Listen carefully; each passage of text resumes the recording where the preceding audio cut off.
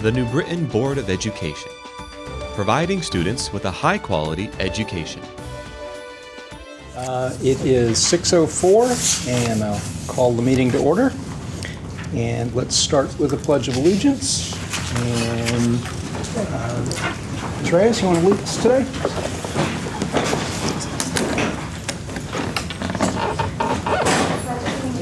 To the flag of the United States of America and to the republic for which it stands, one nation, under God, indivisible, with liberty and justice for all.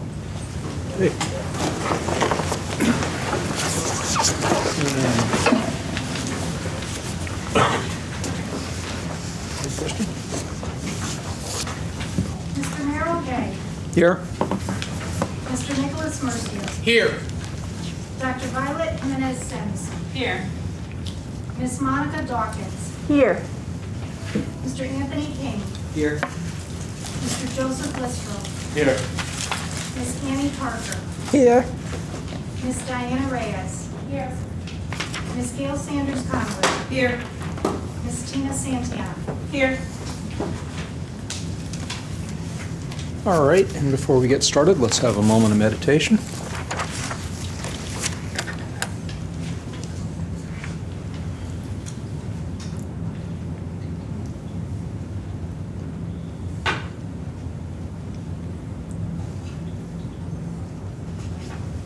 Okay, let's, I'd like to ask Andrea and Gail, want to come up and help with the recognition?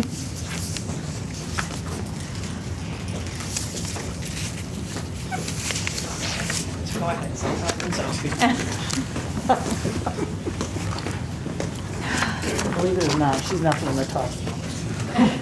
No, I thought I would maybe just read what was in the paper, because experience it firsthand, and watching these two gentlemen do what they did in a matter of seconds. They saved a life. You saved his life.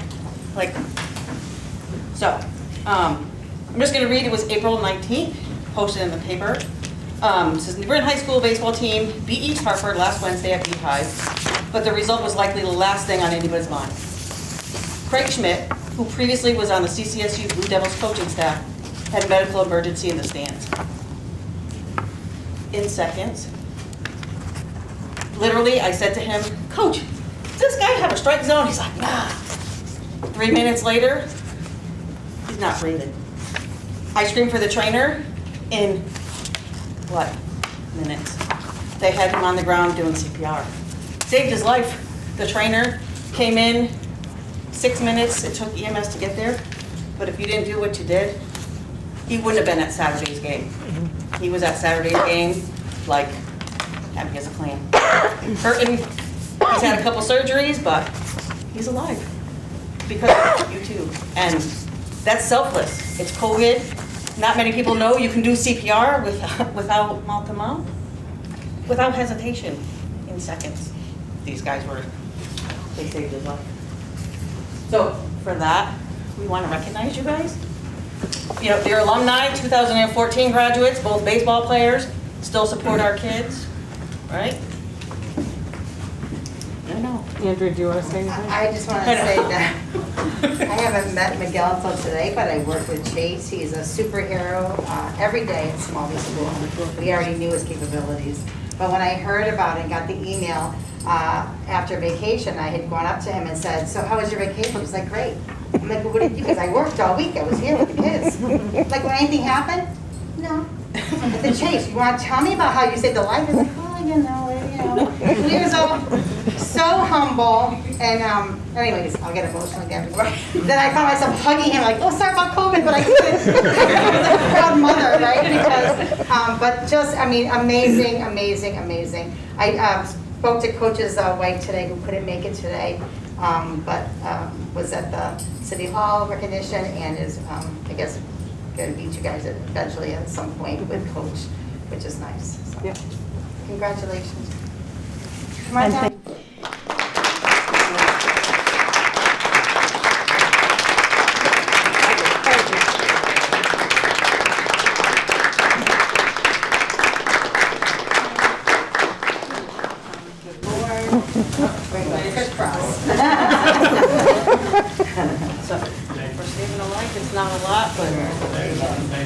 turn around to get a picture.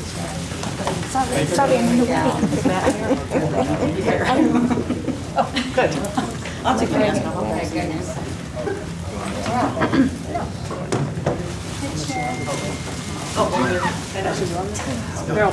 Well, maybe the board just did it. Superintendent Sarah? Yeah, he's making do. Drill along. Yeah, we did. You sit next to Jason. No, but I want to talk about your Polar You Express bring in them experience. I'll say all for you later. One. Wait, my God. There we go. Well, you're ready. Sit in your hearing. Okay. Okay, ready? 1, 2, 3. Okay. Thanks, guys. Amazing. I don't know if I would be able to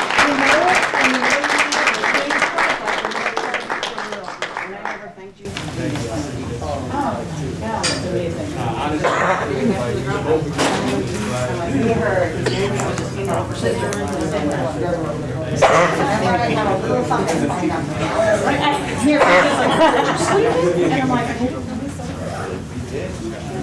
But I didn't even think. I know, that's just, I mean, to know something and then to use it is something else. Thank you so much. Thank you for being here. Thank you. You are our heroes. Thank you. Miss Sims? How are you? Really good. Did you teach her? Was he your teacher? I mean, Spanish class. we want to know how that went. Okay, let's get on with the meeting here. The next section is public participation, and I understand we do not have anybody who's called in for public participation. So we will now move to the superintendent's report. Okay, so I had said to you last month that I would get together lists of dates for year-end activities, and that's what you have here. But the top page, we're just talking a little bit about going all in and getting all of our kids to come back to school in person. So some of the events have already taken place at some of the elementary schools. They've had their back-to-school bash. Each principal is doing their own thing with the back-to-school bash, but it's welcoming families back and making a fun event out of it. We are doing, on the first page, it's New Britain High, everything New Britain High. One thing that's missing from there, and I just want to point out quickly, that nonsense happened last Friday night, and I believe it was about 22 degrees out. I'm pretty sure that's what it was. That's what it felt like. With a wind blowing constantly. It was very cold, but it was very nice. I'm hoping, so the next one is coming, and I have an email, I'll get the date. They didn't put it on here, but there's going to be another one. I want to say it's in late May or early June, can't remember. I'll find it and tell you. Bring your lawn chair, bring a blanket. We wrapped up in the blanket. And then I sat behind Mike Foran because I figured he'd keep the wind from getting at me. But, so anyway, but it was a really nice experience. It was good to see the kids on stage. Violet's daughter was there. She did a great job. And the other events, the top 10 awards, you know, usually they're dinners. They are not going to be dinners this year. I mean, we still, you know, we wanted to give the kids the experience, but they're modified, obviously. And I'm going to talk a little bit about, we are doing senior prom, and it's going to be held at Walnut Hill Park. If anyone knows Sharon LaPila, who sits in the front office, she's going to be the one decorating it, so we are sure there will be a red carpet, and it will be quite the event. And it will be, you know, folks can dress up however they want to. It will be more of a formal thing, and I do believe that they're getting food trucks to kind of go around the perimeter of the Rose Garden. You'll see a bill coming through that we're going to be paying for that this year. We do, I think it's, they decided on a $10 charge for each student. Obviously, we'll help out if that becomes a hardship. But, you know, this is a class that didn't get a junior experience, and we really wanted to make sure that they left with a senior experience, right? Something to remember. And then, so all the way down is that first page of New Britain High School events. If you'd like to come, just let Kristen know so we know. Again, there is no food. Usually, I mean, some of the foods are just delicious. I love them, but unfortunately, that's not happening this year. And then the rest of the document just has all of the events listed from you by each school for each school, so you know what's happening and what's coming. And anytime you want to pop in, just let Kristen and the principal know that you're stopping in. Excuse me, you all have lawn signs. We will be canvassing the neighborhoods as well. Trying to just to instill some excitement about coming back in. I don't even know, it's fun to see that already the kids are starting to come back. They have been coming back. I can say some of our elementary schools are already at, I'm thinking of Holmes in particular, they're already at almost full capacity. I would say they're about 70% back in. And the principals have been working slowly on that over the last month or so. Mike, was there anything else? Did I forget? No? I don't think so. Okay. I assume graduation's on there? Oh yeah, sorry, my bad. I was more excited about the prom. Graduation is Saturday, June 19th. It's gonna have a rain time, so there's gonna be, because it has to happen on the 19th, the equipment, it will be on the, in Veterans Stadium. The platform will be in front of one of the goal posts. So you'll see tonight, I believe tonight the electronics is coming through here. I thought I saw that as one of our agenda items. We'll have 2 large screens. We'll have parents and family members sitting on either side. Usually it's one side, we have all the graduates face that side. The graduates will be, am I saying it right? We'll have people on all. The students will be facing the goalposts, right? Field goal, what do you call them? Colored tickets, if your student is on the left side, you'll get a ticket that say red, and you'll sit on that side of the stadium. There is not female and male colors anymore. We, the board had mentioned that last year as a desire. Students are choosing their own colors. They're lining up, I believe, alphabetically. So it'll be a red and gold mix. They can choose to keep the red and gold as the colors, but they can choose whatever color they want to wear, and they won't. They'll be intermingled throughout the seating. Spread out along over the whole football field, again with big screens and parents sitting. I believe he said they're going to allow 6 People per graduate, which is what they can do at 50%, I believe, of the stadium. Are they going to walk down from high school? I've got a lot of questions about that. We would like to walk down Christ. Obviously, that's a highlight. A lot of those logistics are still yet to be worked out. If we could do that. under 15 minutes, let's do a brisk walk. Spacing. Nancy, I don't know if you want to also mention kind of related, we're working on a COVID clinic for our students, a vaccine clinic for our students. We're hoping. I did, yeah, I think I emailed that to you guys. Vaccinated in advance, that would make it a little easier to be a little bit more flexible with things like that. Right, I think, for us, we wanted to make sure the kids were vaccinated before the events start. We don't want them to have to miss out on the walking part of the graduation itself, but we want them to enjoy going to senior prom and doing all of these nights. And so there was a lot of emails back and forth, but CHC and our local DPH, Francine Truglio, is wonderful, and they made it work so we could do it on a Friday because we were fearful that we wouldn't get kids here on a Saturday. Not if you're wanting to sleep late as a senior. So we were doing it Friday after 12:30ish, 12:30. We're gonna let kids go early if they have to, just to get the vaccine if they'd like it. Now, what about the middle schools? Are they having graduation too? So yes, well, it's modified again. So the middle schools are gonna be outdoors, and it's still kind of in the works. But I believe they're working with Parks and Rec, and they're looking to do it at local parks where family members can come with a lawn chair or a blanket and sit outside. And we're trying to, and again, the tents are up. We've told and even our fifth graders who are kind of flying up or moving up to the next level, we said it's going to be an outdoor event. Parents can bring chairs, guardians can bring chairs, sit there, watch. And I know a lot of fifth grade classrooms are making it, so it's like a field day and a ceremony all in one, that sort of thing.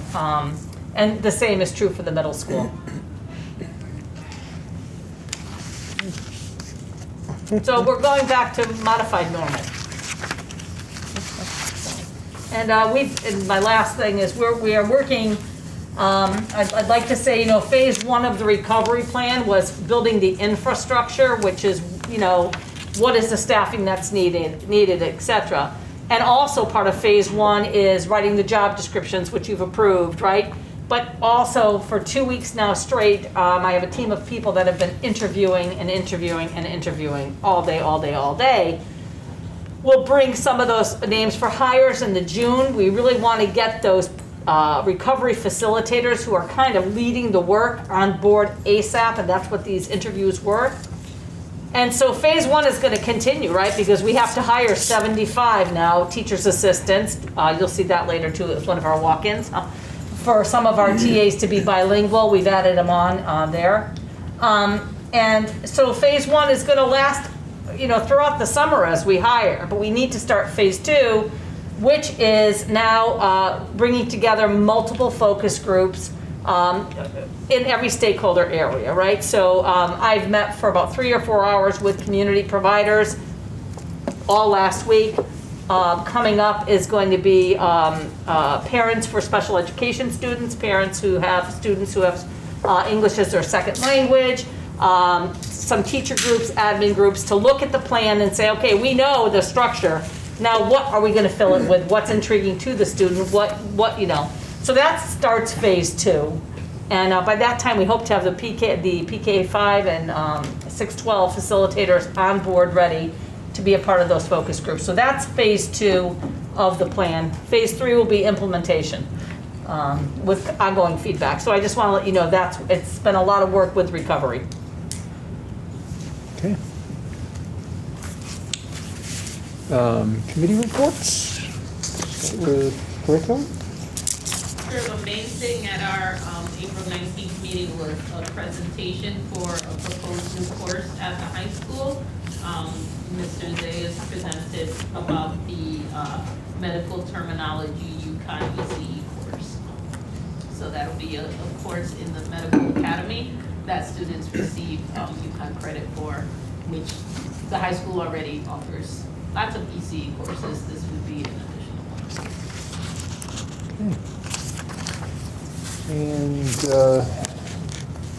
how about what's down to finance?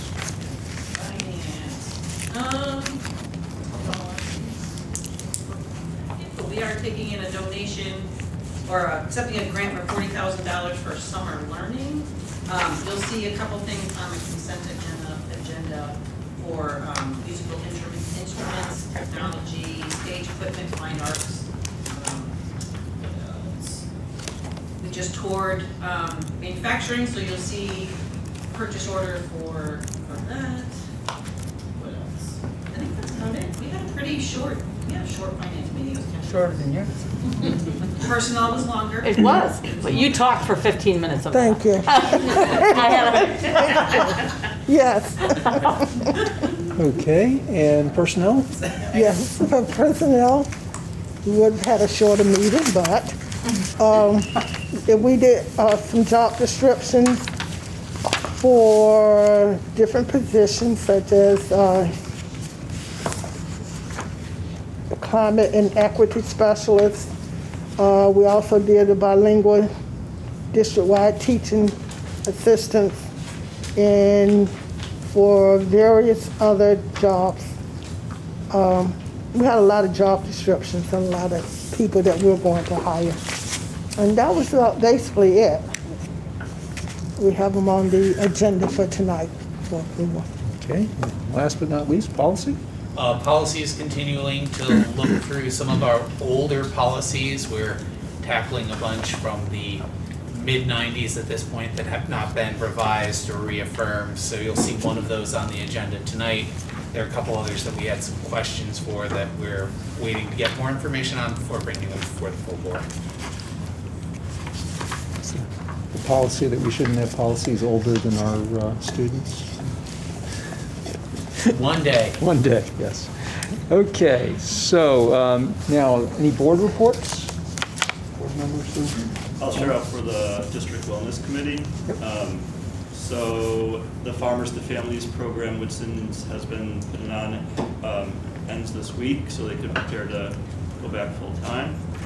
Since they started this school year, they've distributed over 32,000 boxes to New Britain families. They're also handing out to-go dinners for all grade levels, so 7 nights a week. So on the weekend they'll get 3 meals for students who want to go. And then summer meals program will be happening again this summer. They have over 17 sites registered. They'll probably get a few more. DOD is giving them additional money to improve the summer meals program to include more fresh food, fruits and vegetables. And the school meals survey is still out right now, but last we checked, we had over 1,000 responses. Okay, food's important. Is there a plant sale coming up sometime soon?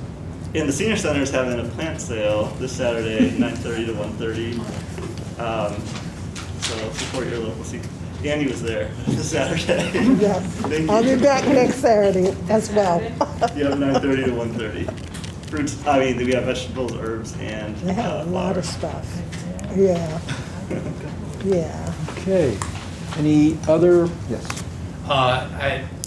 Both myself and Miss Santana were able to go to Lincoln School's Back to School Bash, sort of promoting the reopening.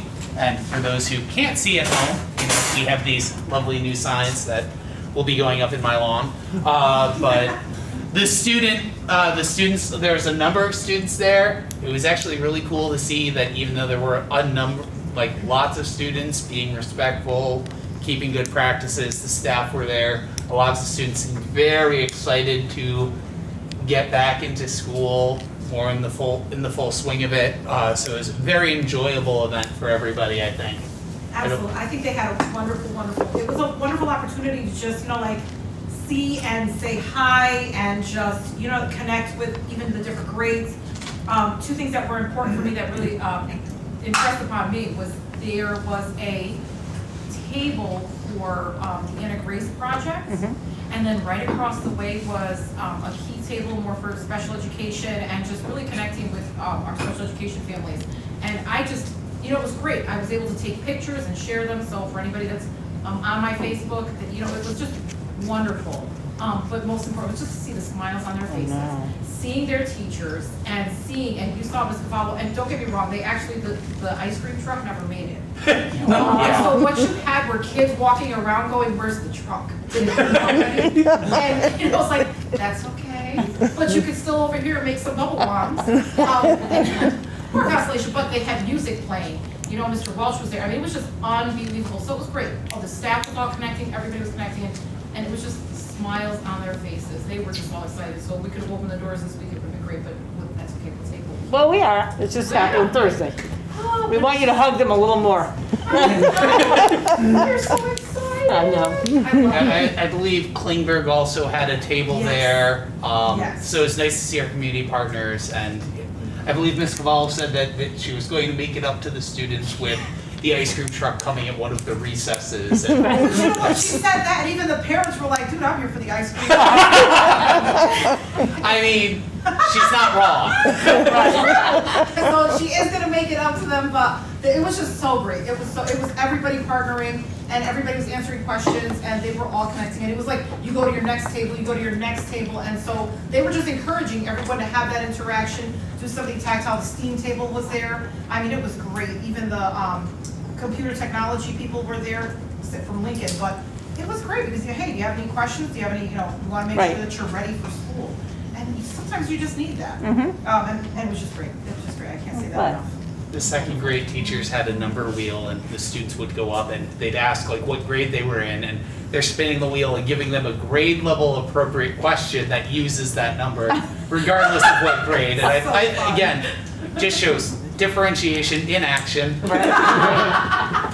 It was fun. Okay. Any other board reports?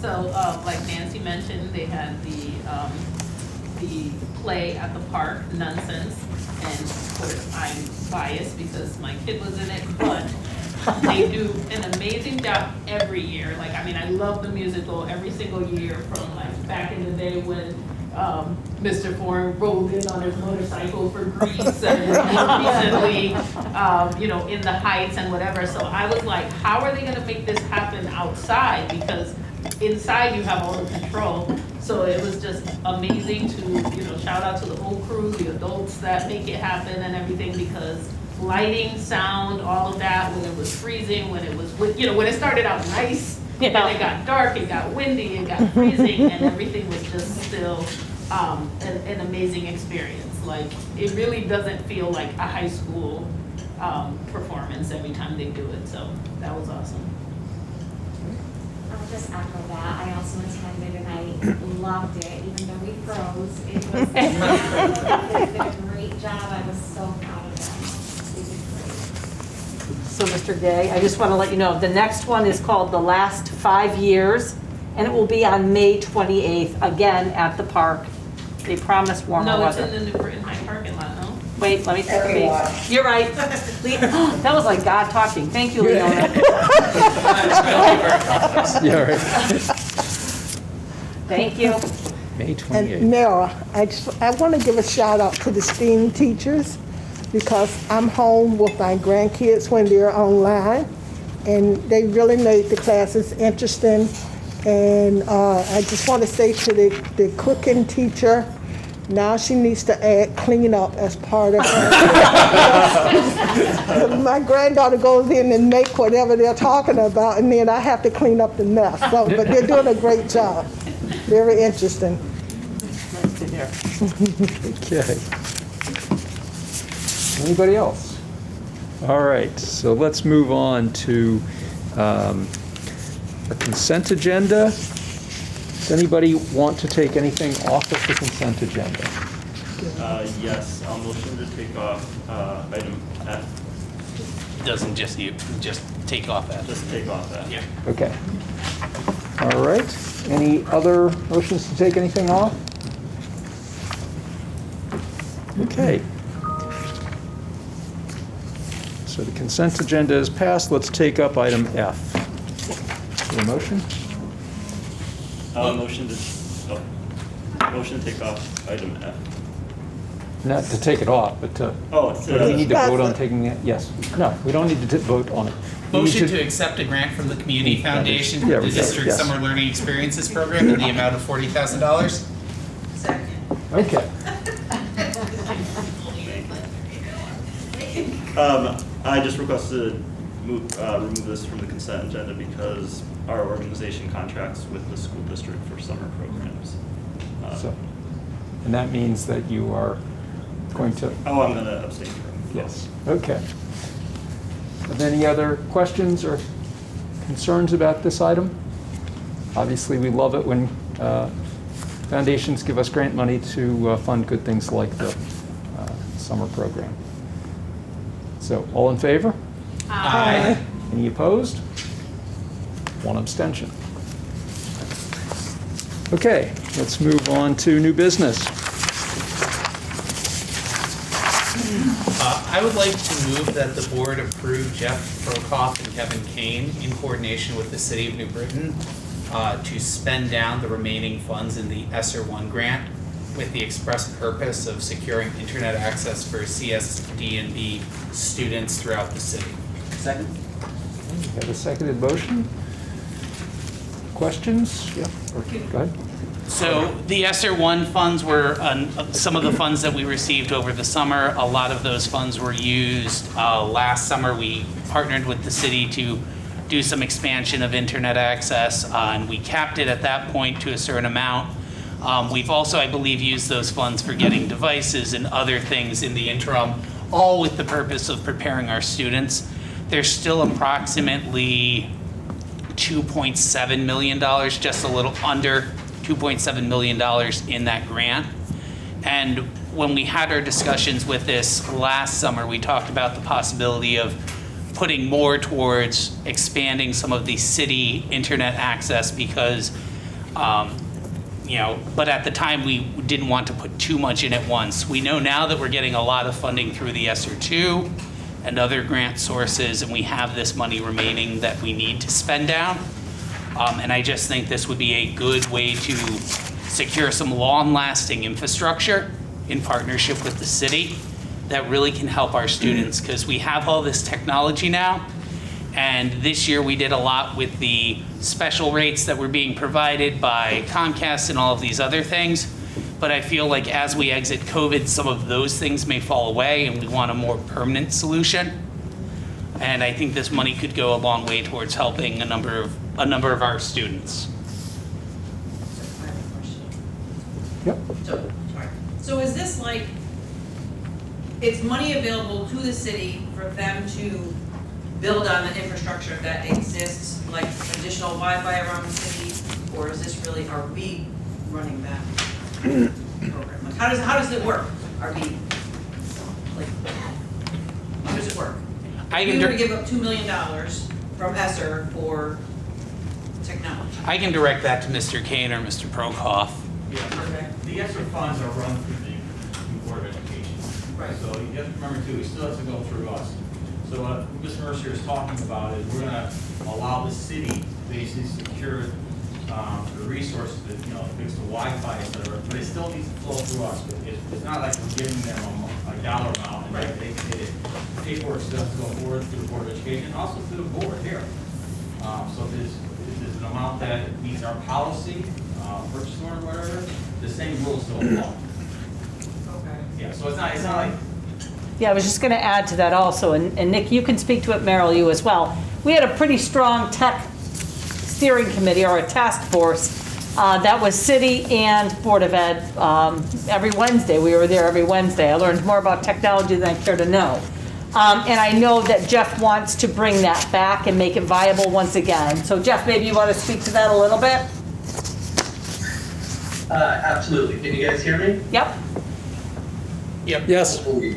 All right. I see my bars going. Yeah. So in terms of the superintendent's Wi-Fi task force, we obviously were approaching many different angles to bring more internet access to the kids any which way we could. And as Nick alluded that, we landed with using a lot of the Comcast, the Internet Essentials, and MiFi for this year for our immediate needs. One of the first strategies was to start increasing off of that public New Britain City Wi-Fi that already exists by bringing, further areas as proof of concept. And we started going down areas like certain parks in the city, as well as New Britain Public Library was part of that project. And so there's always been those targeted areas, where we would want to continue to create that more permanent infrastructure into the city's Wi-Fi. So to answer your question in terms of the internet part, it would be part of the city's built infrastructure and not specifically our school network, with the explicit concept of our students being able to access it.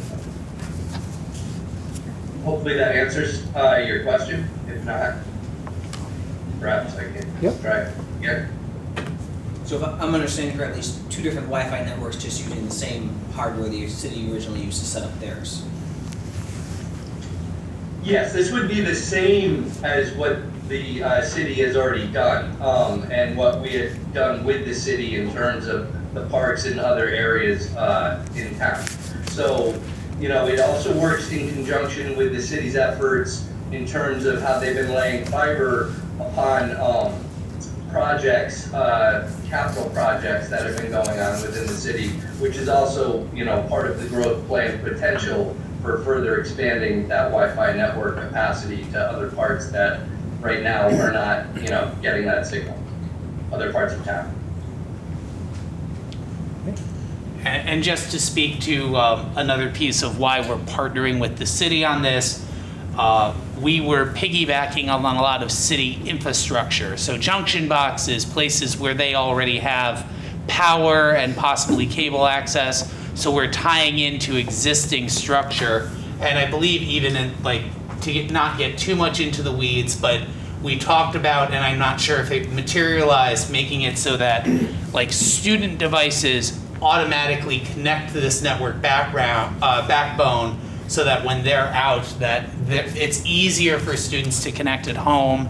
without having to know necessarily all the details of how to get into the city Wi-Fi, things like that, but having it possibly in the future where a student's device, if it's within range of one of these networks, will automatically connect just as easily as it would at school. I'm not sure if that manifested yet, but I know that was one of our longer-term goals. Definitely longer term, but certainly was part of the existing concept of working with the city on this. And to piggyback off of Nick, and the mention that the city's infrastructure obviously is farther stretching than our isolated locations, as well as provides certain amounts of flexibility that, due to our participation in the E-rate program, sometimes we have to be more mindful of. Even though we know certain rules within E-rate are changing, as the current rules were in front of us, we could only allow what was allowable at that juncture. So again, that's where the city does provide a greater amount of flexibility as well in terms of that. 2 follow-up questions. So, first question is, will only our students be allowed to access this network? Or is it an open network? No, this is the New Britain City public Wi-Fi that currently exists. In terms of the backbone. Now, when you're building a Wi-Fi network, it's not exclusive to a singular signal, nor identifier. So certainly there's ways, not to get too deep into the weeds, but this Wi-Fi network could have multiple signals and methods that aren't necessarily always broadcast, but it is really building off of what currently exists that we're talking about. Beefing it up. Okay, gotcha. Okay. Yeah, beefing it up and casting a wider net than currently where it's available. Thank you. All right. All city residents will enjoy the fruits of this Yeah, labor, the right? current But one, I thought this was a separate Wi-Fi network using the same hardware. this will help all of our families, right? Quick question, it really was just, so the 2.7 million is just going for this Wi-Fi project? Is that what it is, the spend down is just for that? I think it was 2. Was it 2 or 2.7? I'm sorry. I think there's 2.6 something remaining. Right. So whatever the remaining funds are, 2.6, whatever it is, that is all just going to this particular Wi-Fi project, correct? Nothing else is going to anything else? I'm saying you're not pulling, I don't know, $1 million for some other project, nothing like that, building nothing, just the 2.7, whatever is left in there is going to beefing the Wi-Fi. Gotcha.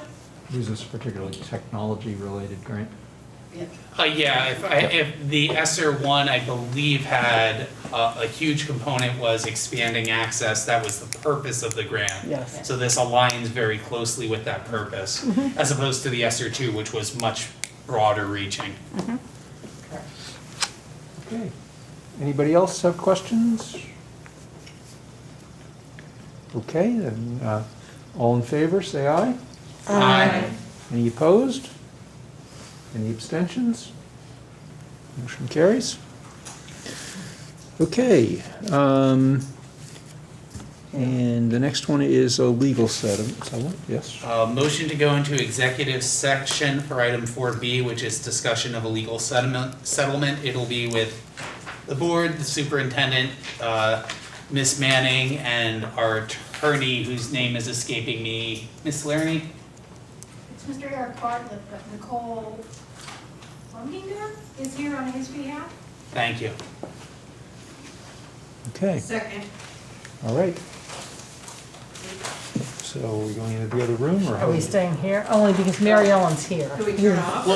We have You can bring her. Yeah, I can bring her to the other room. Okay. So we still So need to yes. vote. All right, so all in favor of going into executive session, say aye. Aye. Any opposed? Motion carries. And we are back from executive session. Do we have a motion? Yes, I moved to approve a settlement between the Board of Education and Jason Kovacs in the amount of $75,000. Second? Any discussion? Okay, and I will ask the secretary to call the roll on this one. Ms. Dawkins? Yay. Is it yes? Mr. King? Yes. Mr. Lister? Yes. Ms. Parker? Yes. Ms. Reyes? Yes. Ms. Sanders-Dunn? Yes. Ms. Santana? Yes. Dr. Sims? Yes. Mr. Mercier? Yes. Mr. Gay? Yes. Okay, so let's move on to policy. The policy committee moves that the board approve the revised policy 5145.14 on campus recruitment. Second. Okay, and there's a brief. Yep, this is just updating our policy on campus recruitment to be more in compliance with current state and federal law. The Every Student Succeeds Act had some specific qualifications regarding on-campus recruitment and providing of information that we didn't currently have in our policy, so this just makes it a little bit more explicit and just updates it to be fully in compliant with Connecticut's general statutes as well as the state and federal, as well as federal law. And for anybody who's watching out there, we're talking about recruitment for.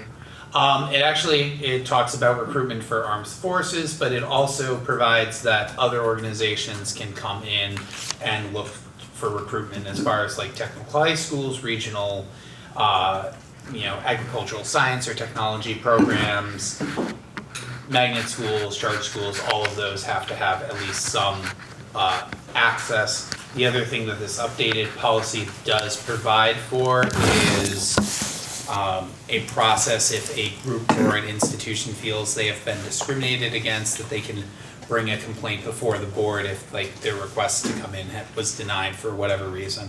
And it does balance those requests also with the administration having the right to sort of schedule and decide when's an appropriate time and in what ways they can come into our schools. Okay. Yep. That's just, I find that interesting. I did not know that this policy existed. So we allow, like, other high schools to come in and recruit our kids, technical high schools, magnet schools, and so forth, right? And when they go to another school, we pay the bill, correct? Well, we actually end up paying less to send a kid to a magnet school than we spend to educate them here. Right, but they also have the right to remove that child and send them back to the district and not apply That is their correct. refund. Yep. So that would be parochial schools too, right? I did not know, honestly, I did not know it was a state law. I had no idea. Okay. Any further questions on this policy? Okay. Seeing no further questions, all in favor, say aye. Aye. Any opposed? Aye. Or nay. Any abstentions? Okay, so we have Ms. Conley Sanders voting no. Okay, and let's move to the next one. Which, Item D, Yep. personnel, approve new job description and new position request for 1.0 equity and climate specialist district-wide. Second. Any questions? I have a question. On the position request, the estimated cost is $72,264, and is that with benefits and everything? That's how they usually present it, right? Kevin? This is just salary. That's just salary, okay, I was wondering, because then looking at the minimum 8 years experience and all that stuff, I was like, that doesn't line up, that won't make sense. You won't be able to get somebody for that much. Okay, just making sure we're paying people, because that's important. Okay, any further discussion on this item? All in favor, say aye. Aye. Any opposed? Any abstentions? And the motion carries. Okay, motion to approve revised job description for equity and climate specialist, school-based. For a second? Second. Any questions?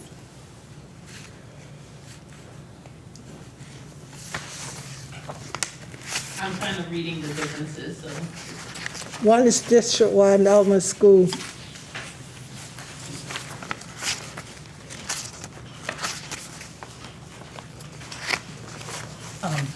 Mike, did you want to? If your question, this is actually a revision of the job description that was passed. The equity piece was added to the climate and culture specialist at Slade that the board passed, I believe, in the fall. We have hired the person, but there was discussion with the Slade administration and Dr. Sanders in the equity office to revise that job description to include equity in line with the work of the district and the work that I do. Okay. I believe that's one where they gave up their dean. Yeah. So the updates are for sort of someone who already started? The updates are so that it aligns with the district position as well, right? And again, and this is something we want to move to all of our schools, actually. Dr. Sanders, I know she's on. She was going to talk a little bit about it, if you'd like a little more background. Yep, absolutely. Hi. So, and I believe I heard Ms. Parker talk about the alignment. So initially, when Slade Middle School envisioned their climate and culture specialists using their commissioner's network funds, it really just focused on tier 1 behaviors, right? In helping the staff to implement restorative practices. And so Chris Godfrey went for that position and got that position. And to superintendent's point, to ensure that alignment from school-based to district-based all the way to central office, which is the talent and personnel department, we met with Todd and talked about adding components of the equity piece to the school base so that we can have that through line. Because when you're talking about climate and culture, you're also talking about elements of equity. When you're looking at discipline referrals, when you're looking at how we approach how children interact with each other in our restore, and how teachers actually need a cultural background to be able to effectively engage in restorative practices. So it's really that through line, and to superintendent's point, a part of our plan over time is to ensure that if not all schools, sets of schools have a equity and climate specialist in their building. That's our long-term vision, and that is why we've had revisions to just the climate and culture specialist to add the equity piece on it to ensure that through line and consistency from the school, the immediate district, all the way to the central office level. Okay. Further, Jessica. Okay, so my question is still, so someone was hired at Slade to be a climate culture specialist. You're saying someone's already in the position, right? Chris Godfrey has been in the position since the beginning of the school year, yes. Okay, so someone is in the position. I remember when we made that, I wasn't sure who was hired when, who wasn't connected. So now it's switched to equity and climate specialist, and there are some delineated duties related to equity. So this person was hired under the old description. So for the new description, because usually someone's qualified for whatever the description is at the time. So for the new description, does it already align with their skills, or is this person going to be like trained, supported? How is that going to happen? Changing the description after a person is already in the position? So part of what happened before the change actually went through, Marielle and myself sat and met with Chris Godfrey as well as Todd Verdi to have their input on what those changes will be. And we also recognize, just like everyone else in the district, is that on the school level, Chris will engage in professional development to support that equity piece as well. What I do know that's happening, well, we all know, is that Todd is one of the 5 schools that in the cohort who's currently do the foundations for diversity and equity and inclusion with Dr. Good. And so Chris participates in that, as well as I know he's frequented some of the leadership sessions that the administrators are taking part on to start to build his muscle around the equity. But long-term and next year, working alongside myself, as well as the district equity and climate specialist, yes, he will receive additional trainings as well. Thank you. Any further questions? Okay. All in favor? Vote aye. Aye. Any opposed? Any abstentions? Motion carries. Okay, item F, motion to approve new job description and new position request for 22.0 full-time district-wide bilingual teaching assistants. Second. Okay. So this is something that if you have questions, we can have, I don't know if Wanda's here. Wanda's here? Yep. Wanda's here. Wanda, you want to tell us a little bit more about this? Hi, good evening, everyone. Hello. Yes, you know that we have to provide native language support for students that are determined to be bilingual. And currently, we have native language support positions, but we can't fill them all. And when we do fill them, they don't last very long. These positions are 19.5 hours per week. They get paid $21.50 an hour, and we were requiring 60 credits or more and/or to pass the Parapro test. So right now I currently have 12 positions vacant. The students are not receiving the support in the native language, therefore the newcomers don't have access to the curriculum. So when the teaching position assistants came out for the regular classroom, we came together and thought that then why not provide teaching assistants for the ELs, especially those that meet in the schools that are designated as bilingual, not only for the Spanish-speaking students, but also for the Arabic students. And we determined that 22 positions would fulfill that need. Some of the schools will have 2 native language supports, 1 Spanish, 1 Arabic. All the schools will have Spanish speakers, and the high school will have 4. 2 Spanish and 2 Arabic speaking. And like I said, this is for the newcomers, those students that are 30 months or less and need that support in the native language to have access to the curriculum. And Wanda, I'm just gonna have Kevin add, the range for the TA position is significantly higher than what the current native language support assistant is currently receiving, and it doubles the hours. What's the range, Kevin, 38, 40? For 30 credit hours plus is 37, 60 credits is 38, 90 credits is 39, and bachelor's is 40. Okay.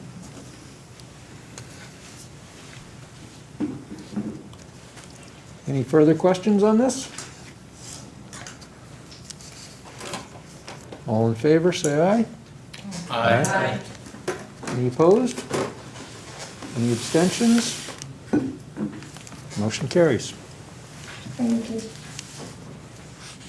Okay, item G, motion to approve new job description and new position request for 1 MIS support and project specialist for the MIS department at Slade. Second. All right, any discussion on this? Jeff, you want to say anything? Jeff, you want to say anything? No, I mean, I'm available more for any questions you had. If you want me to go further, I will, but I'll acquiesce to that. Do you have questions? Or want me to give a description? I don't need it, but they may. Go ahead. I just say, it seems looking over this that as our needs and the amount of digital records and technology we're using and all of that just increases, we need additional staff to support the functions of maintaining those records and making sure that all of that information is being handled properly. Is that what this position is? Yeah, exactly. As the increase of technology is out there in our whole model now, the need to have that support on the back end from, we're talking the logistics of replenishment of devices, we're talking about replenishment of the technology in the classrooms. All of this, requires a lot of centralized organization and such, and so that's where this role would help. This position would help with that role in terms of being able to support that work. Okay. Any further questions? All in favor, say aye. Aye. Any opposed? Any abstentions? Motion carries. Item H, motion to approve new job description and new position request for Assistant District Coordinator of Athletics, Physical Ed, Health and Wellness, grades 9 through 12, high school. Second. Okay. Mary Ellen, you want to tell us a little bit about this? Sure, absolutely. So we have the retirement of Mr. Lenny Cordo, and with the retirement, it gave us an opportunity to reflect on the role, and we saw an opportunity to split the position. We've also eliminated a CIT, the teacher leadership position in the academic office, which allowed for these two assistant coordinator positions to exist. We work collaboratively, both with the central office team and as well as the PE health team, to make sure that we had all the components that we needed for splitting the position. So as you can see, one is for K-8, the other is at the high school level, and the high school will focus on athletics and will do the coordination of the sports at the high school. There's no denying that. The K-8 position will focus more on curriculum and instruction, but there will be an arc between the two. We do see them as a position that will work collaboratively with the academic office under that team in the central office. And I don't know if Mr. Foreman is there as well, if you'd like to add anything to that. I would like to add just one thing. I mean, with wellness, physical wellness, social, emotional wellness, being Mr. Cordo's position was a K-12 health, wellness curriculum and AD position. And so when I came on board, we helped him out. We brought a teacher leader over who started to work on the K-8. Really had her hands involved with our Castle social emotional curriculum, but it's a much bigger job than what one person could really do. And when I came on board also, we really didn't have health curriculum that was viable. And not his fault, it just what it was. So for the same money, or Kevin can give the exact difference, we're taking that one CIT who has years of experience in the district and has her PE cert. We've eliminated that position and we've created two assistant coordinators. And again, to Mary Ellen's point, they will work together, but I want to make sure that our intramural sports program at K-8 is more robust than it currently is, as well as curriculum we stay on top of the curriculum, also being on the wellness committees. So there's a lot of roles around this.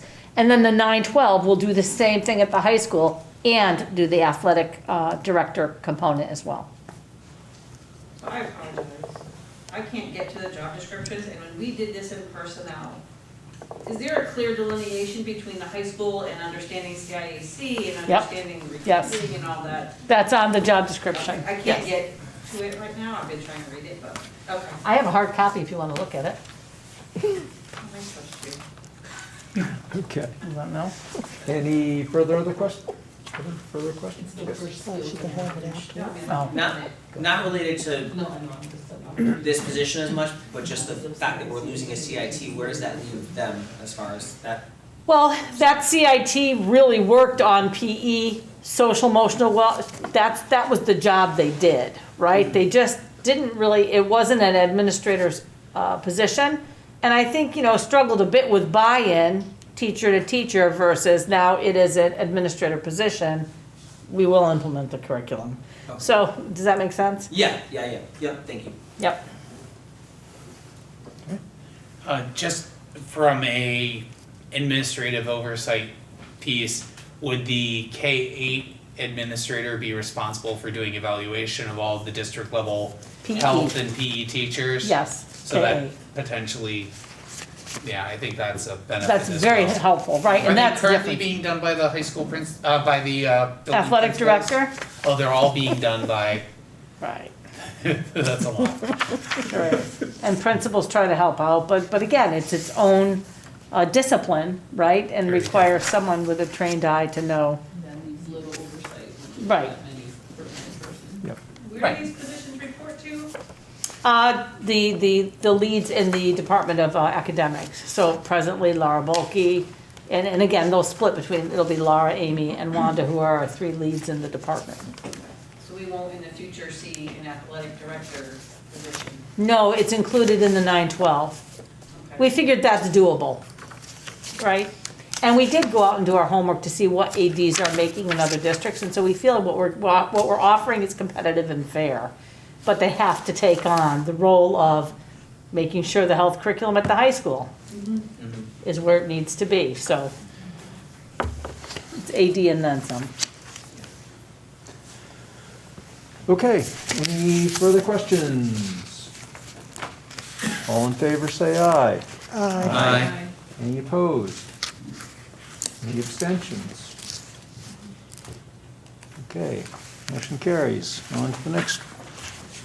Okay, item I, we discussed both of these, but we're doing them separately. A motion to approve new job description and new position request for 1.0 Assistant District Coordinator of Phys Ed, Health and Wellness grades pre-K and through grade 8. Second. So like I said, this is just the second half of the first half was the high school, and this is the, This is the second, yeah. second half Okay. of it, so. So any questions about this? Still don't have a warm fuzzy about it, but I get it. We need feeders. We, 100%. and that also increases out of school time learning, especially at the elementary and middle school. Okay, so, all in favor? Aye. Any opposed? Any abstentions? Okay, the motion carries. Okay, item J. Motion to approve new position request for 24 para-educators for KEY program. Second. Okay. Danielle, let's hear from you. Danielle, you want to tell us some more about this? Sure, I'd be happy to.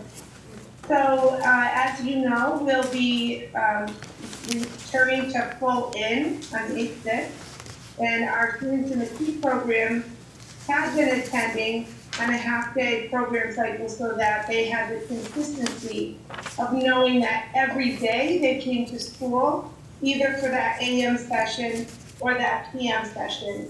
And what that also allowed us to do was to provide them with one-to-one para assistance when they were in school. And, many of our students in the KEY program are, we've made improvements. They're not tolerating masks for the entire time that they're in school.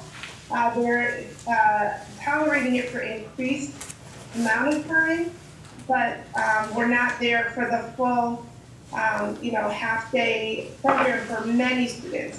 Some are, but more likely than not with the students, they have periods of time that they'll tolerate it and then it comes off. When we return full in, we're looking at a longer school day, and the students, are likely, we'll have fewer students that are wearing the mask at that point, that full time. So we really do need staff assistance to help the students with social distancing from one another.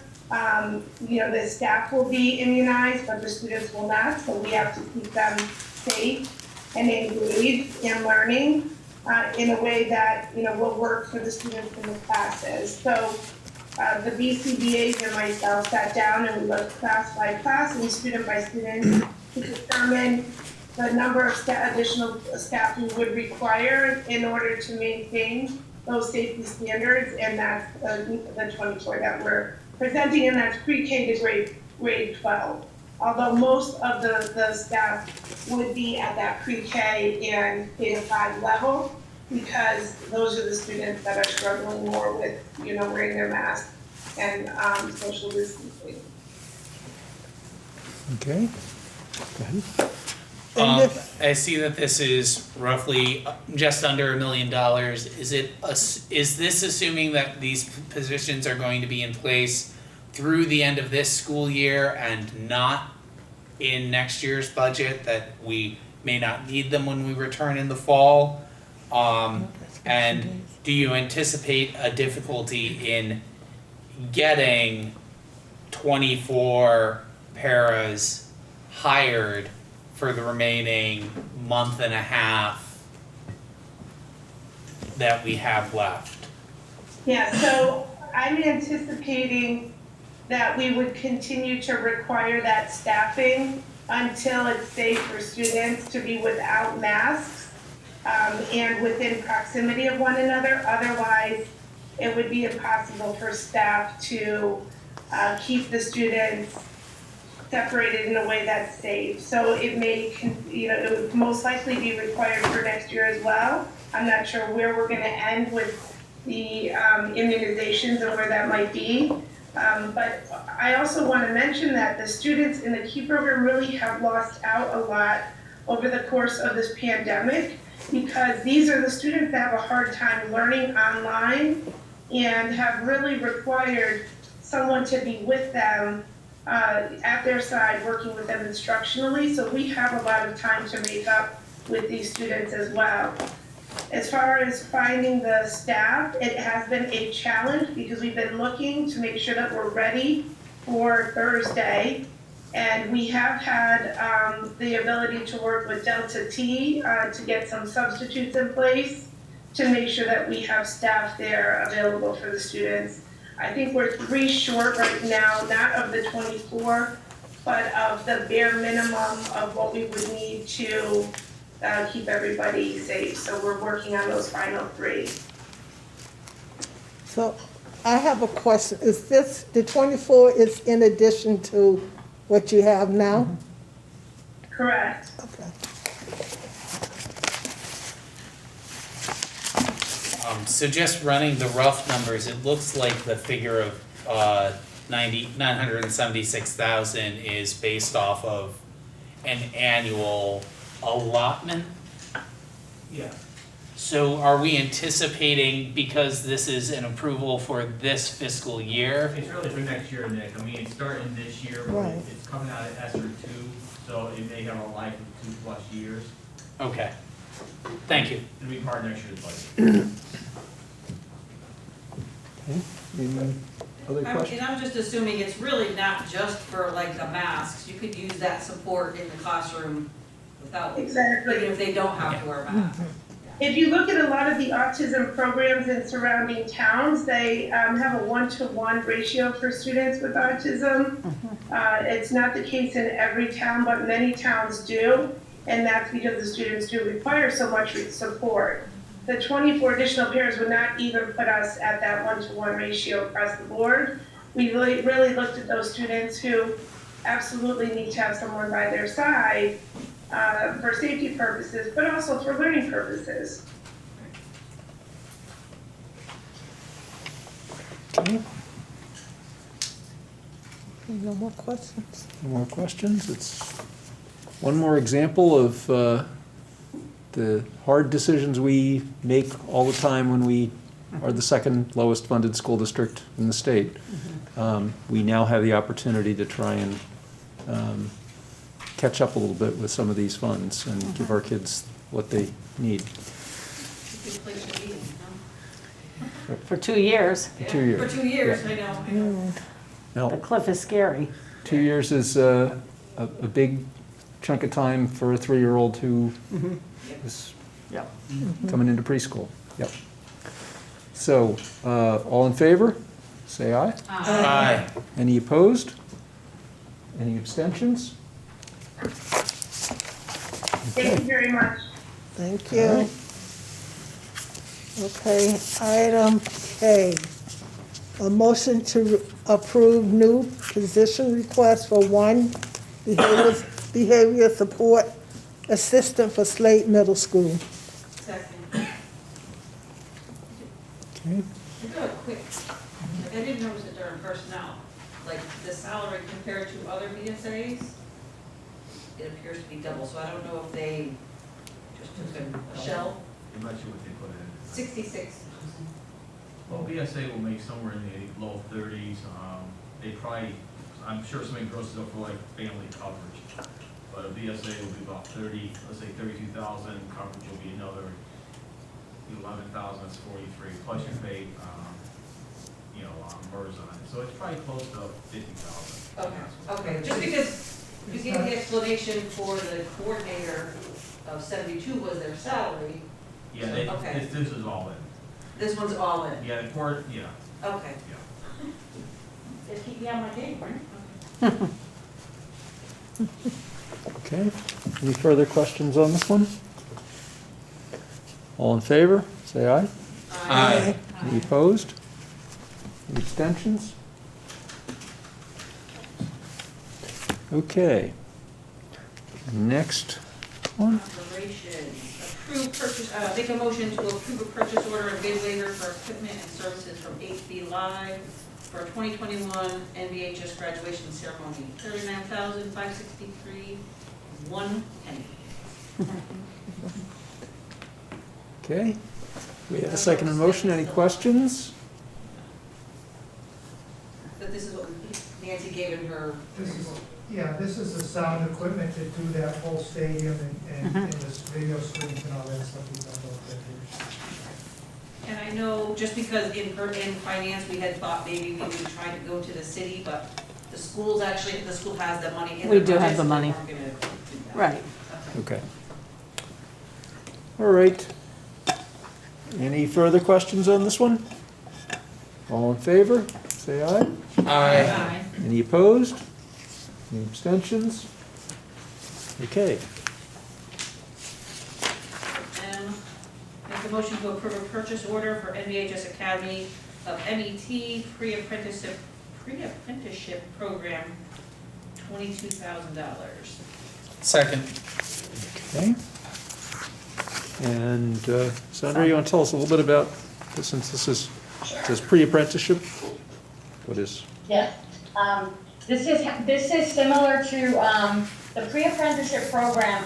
And last year, we applied for a grant with Capital Workforce Partners and ACI. It was a statewide initiative to encourage employers and schools to connect for a work-based learning or a pre-apprenticeship program. So what I was speaking to earlier in those rooms with the CN machines and the lathes, the Bridgeports, and the grinders, this is the second phase or the final phase that the students are wrapping up their educational component.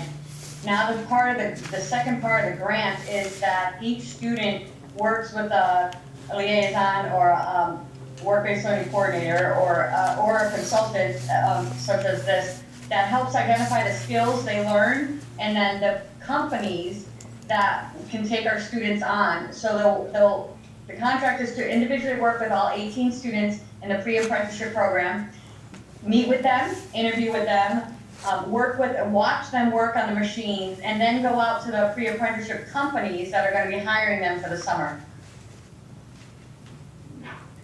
Okay. Any questions about this? All in favor, say aye. Aye. Any opposed? Any abstentions? Okay. Item N, make Make a motion to approve a purchase order and bid waiver for computers for Esports gaming room at MBHS in the amount of $73,621.24.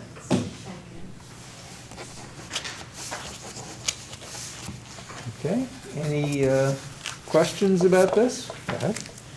Not so much a question, I just wanted to make a comment because I saw someone recently express some misinformation about bid waivers and purchase orders. And I just wanted to clear up that the board has a very clear policy on what we can do bid waivers with, when a bid waiver is needed, and there's a lot of exceptions to things that don't necessarily need to go out to bid. One of the exceptions is items that are on the state contracting list because they have already been bid by the state, so the due diligence has been done there. And a lot of the other items where we approve bid waivers for purchase orders tend to be areas where there's only one vendor with a certain skill set, a provider for professional development where there's a unique set of skills. You go to certain people for certain professional developments. So it's not that the board is excluding their, or not taking responsibility for how the money is spent, but there's always usually information in our board memos which talk about why something is going up for a bid waiver. In the case of textbooks, there's usually often one vendor. In the case of these computers, for example, Dell is a state-approved contractor, and honestly, if you're going to get machines for a gaming or an esports gaming room, going through Dell and getting Alienware is the only reasonable decision just because of the level of support that you can get for it, rather than trying to maintain these machines on your own. So I just wanted to clear the air on that because it's somewhat frustrating when people speak from maybe a place of ignorance or not understanding the process. But we actually take our responsibility of approving these purchase orders and bid waivers very seriously. And I'm also entirely in favor of the esports gaming room going forward. Okay. Any further questions or comments? Are we gonna get a tour like the one I did miss earlier, but would probably not miss? I think we should have a meeting in that room. Agreed. A little board member intramural Little bit gaming? of team building. Yeah, okay. All in favor, say aye. Aye. All opposed? Any abstentions? Motion carries. Item O, operations, approve bid waiver for esports gaming room equipment for network build-out, $7,708.84.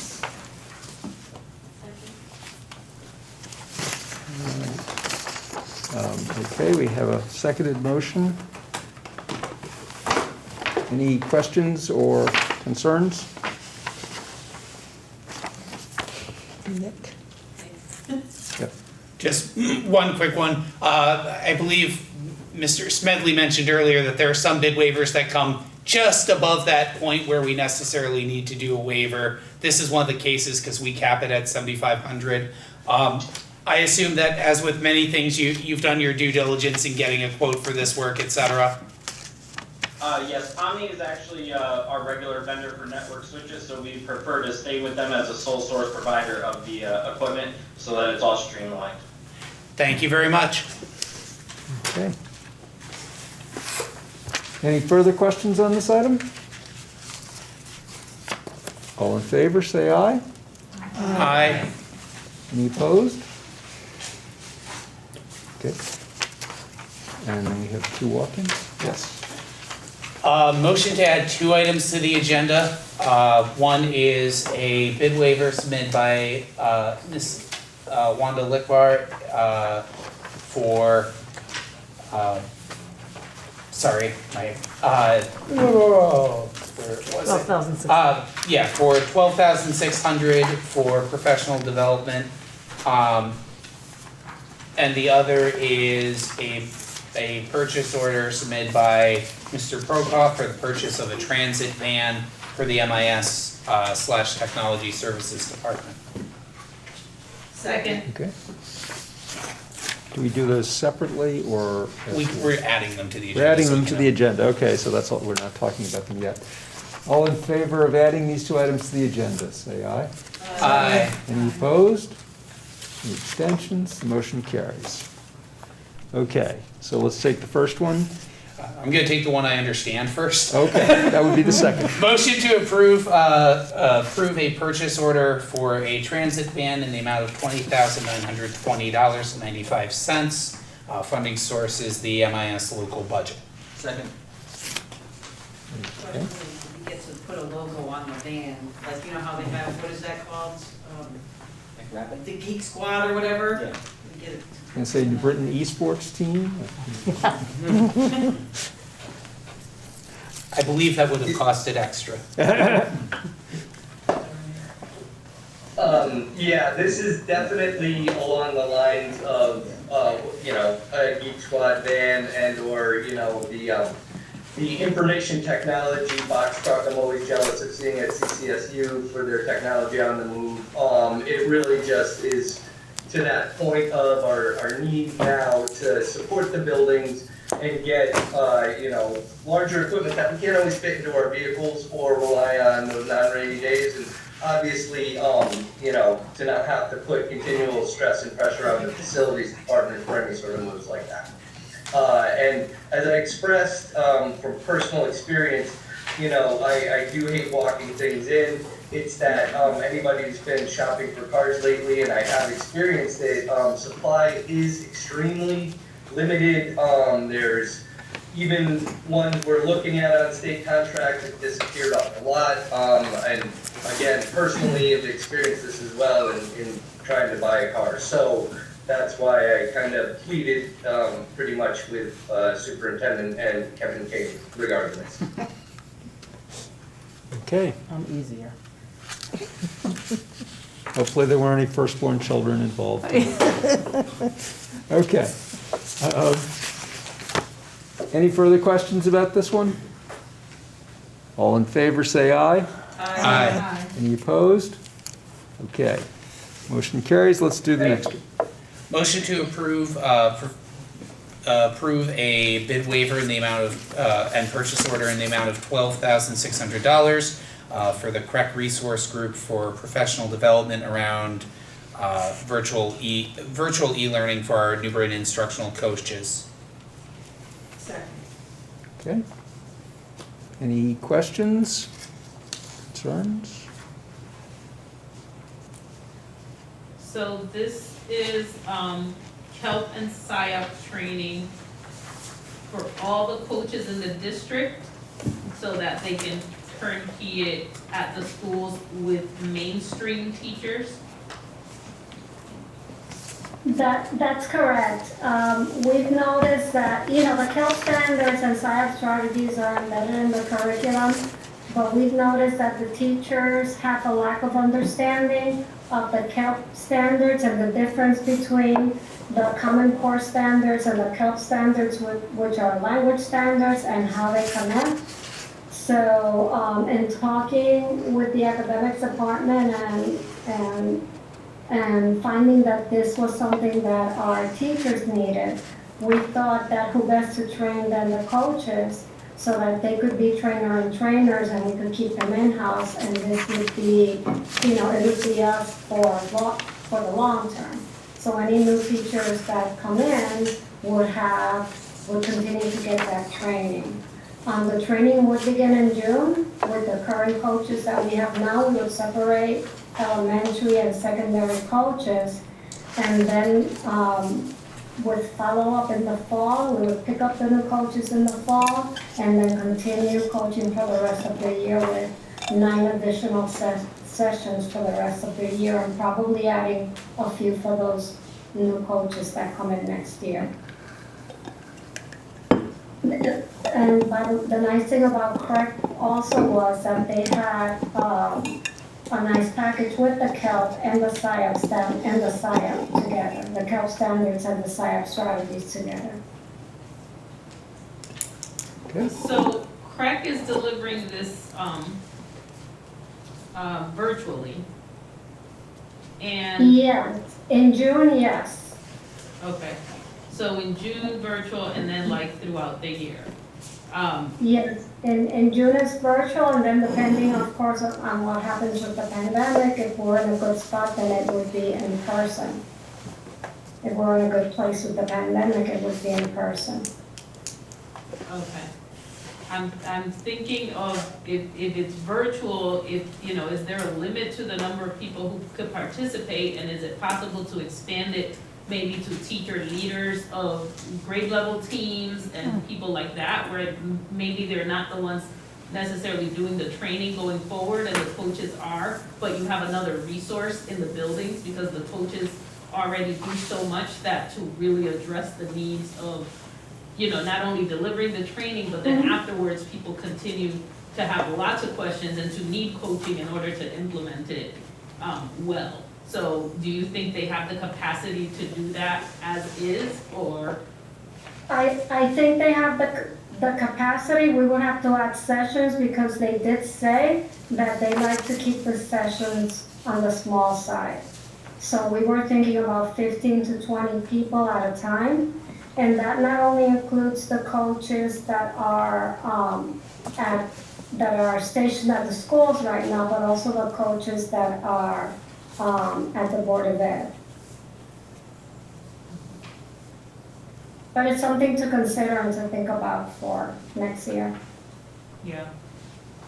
That's a good idea, actually, especially this. I feel like we need more. I've delivered this training, so I know how it is, and people don't necessarily leave, being a participant doesn't necessarily make you a facilitator of that type of info. Of course, coaches have the skill to facilitate a bit more, but then just kind of having, I think, as many people as possible as a resource for that to make sure that it's really happening and doesn't end up being one of those kind of one and done trainings where people don't apply it, but yeah. Right. It's good, I want more. Right. I totally agree, and this is why we added the follow-up sessions for next year, because it has to be something that, is visited and revisited.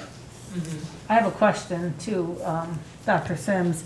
We could definitely put teacher leaders on, but if we come back next month and say, here's another bill, like it may not all be within that 12,000, right? They might let us board a few extras. Right. But if we really want to look at teacher leaders,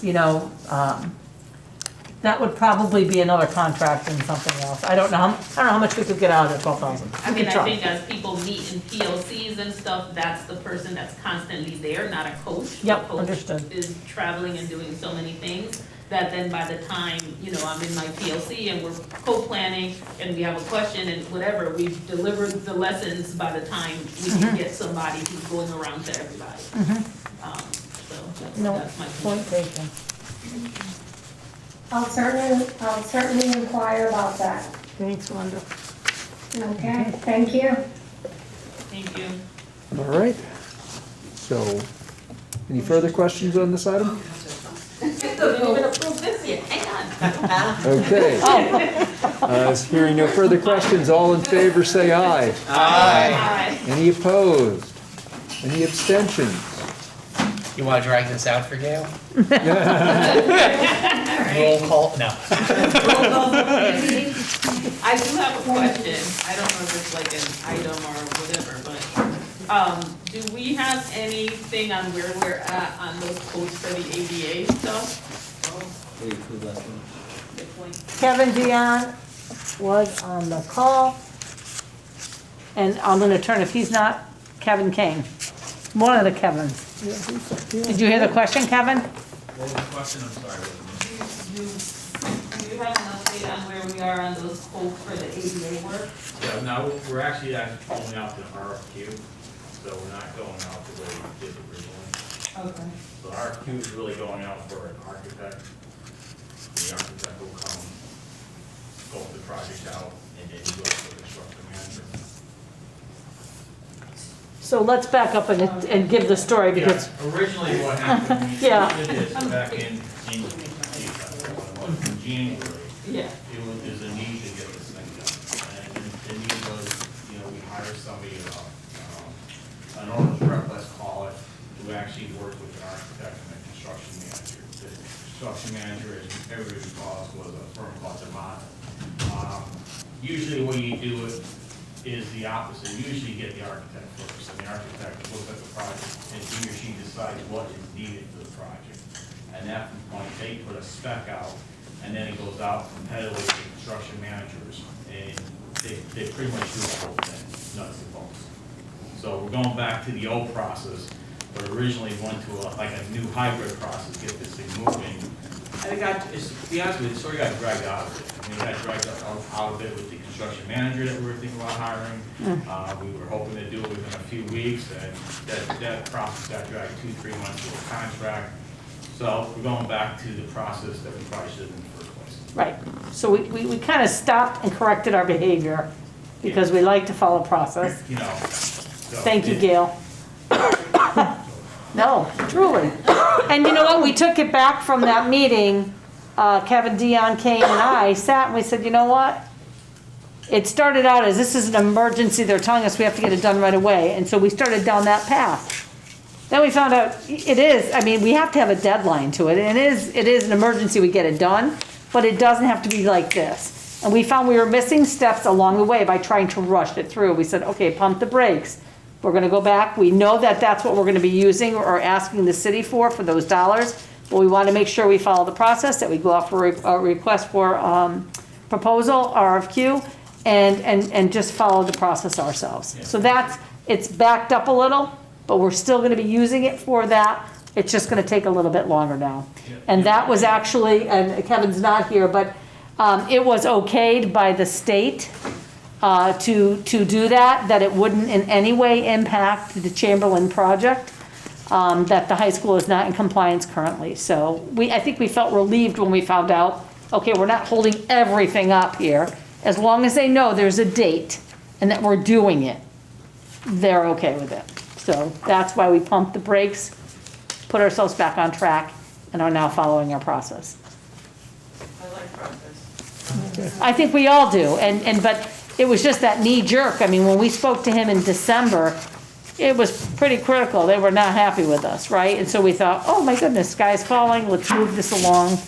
And then we found out, well, yes, we have to get it done, and it's going to get done this year, but don't circumvent process along the way. Okay. So, that non-discussion about a non-agenda item, if we not discussed it enough to satisfy everybody's needs?